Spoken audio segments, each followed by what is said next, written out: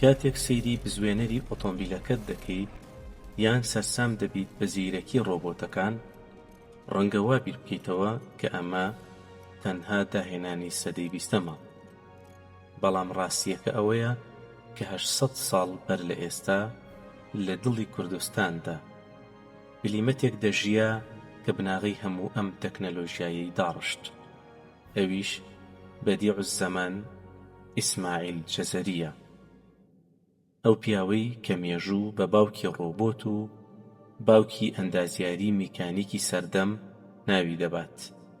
با پێکەوە گەشتێک بکەین بۆ ناو ژیان و کار و داهێنانەکانی ئەم داهێنەرە مەزنەی کە زۆر بەمان لی بێئاگاین.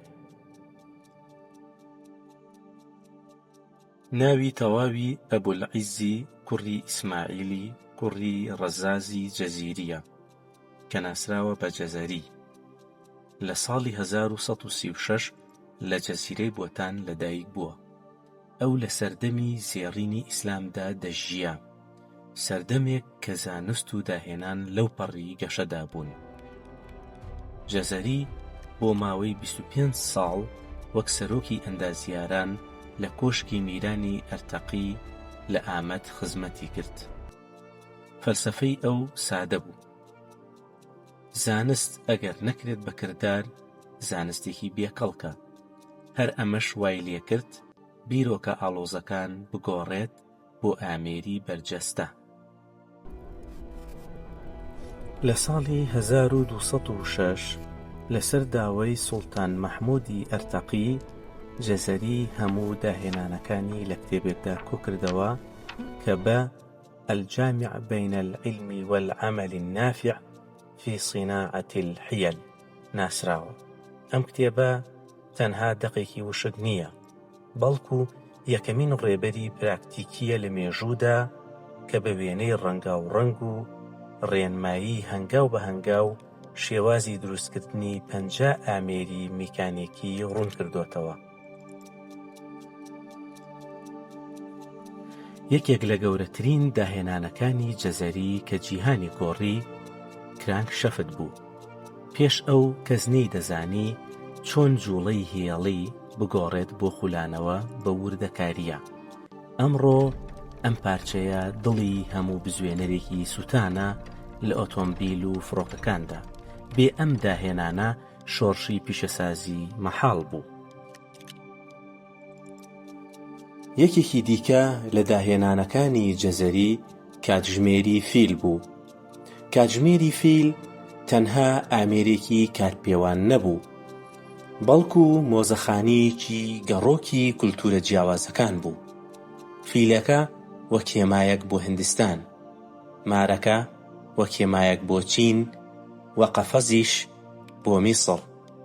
ئەم ئامێرە بە سیستمێکی هایدرۆلیکی ئاڵۆز کاری دەکرد. جەزەری لێرەدا سەلماندی کە دەکرێت زانست ببێتە هۆکاری پێکەوە بەستنی مرۆڤایەتی.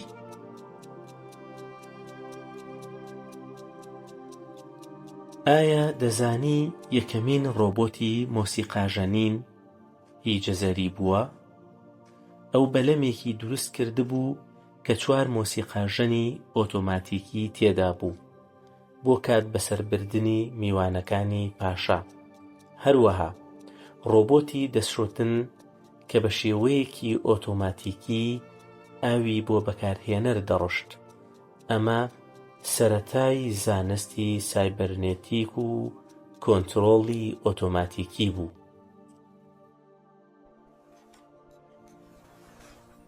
ئەم شاکارە مەزنە دابەشکراوە بۆ 6 بەشی سەرەکی کە جیهانێکی تەواو لە داهێنان لەخۆ دەگرێت. لە کاتژمێرە ئاویەکان و مۆمە کاتژمێرەکانەوە بیگرە تا دەگاتە ئامێرە ئۆتۆماتیکیەکانی دابەشکردنی خواردنەوە، ئامێرەکانی پاکوخاوێنی، فوارە و ئامێرە میوزیکیەکان، سیستەمەکانی بەرزکردنەوەی ئاو و دوجاریش کلیل و قوفڵە ئاڵۆزەکان. بەڵام ئەوەی زانایانی سەردەمی مۆدێرنی تووشی سەرسوڕمان کردووە کاتژمێری قەڵاکەیە. ئەم ئامێرە تەنها پێوەرێکی کات نەبوو، بەڵکو بە یەکەمین کۆمپیوتەری ئەنالۆگ لە مێژوودا دادەنرێت. جەزەری بە جۆرێک نەخشەی بۆ کێشابوو کە دەتوانرا پڕۆگرام بکرێت تا بە شێوەیەکی ئۆتۆماتیکی لەگەڵ گۆڕانی درێژی شەو و ڕۆژدا لە وەرزە جیاوازەکان کاتەکە ڕێک بخاتەوە. جەزەری لە ساڵی 1206 زاینی کۆچی دوایی کرد، بەڵام کارەکانی گەشتێکی دووریان کرد. کاریگەریەکانی گەیشتە ئەوروپا و تەنانەت گەورەزانای وەک لیۆناردۆ داڤینچیش سوودی لە نەخشەکانی وەرگرتووە. ئەمڕۆ جەزەری سیمبولی شانازیە بۆ کورد و هەموو جیهان. ئەو پیاوەی فێری کردین کە خەیاڵ و زانست کاتێک یەک دەگرن دەتوانن مێژوو بگۆڕن.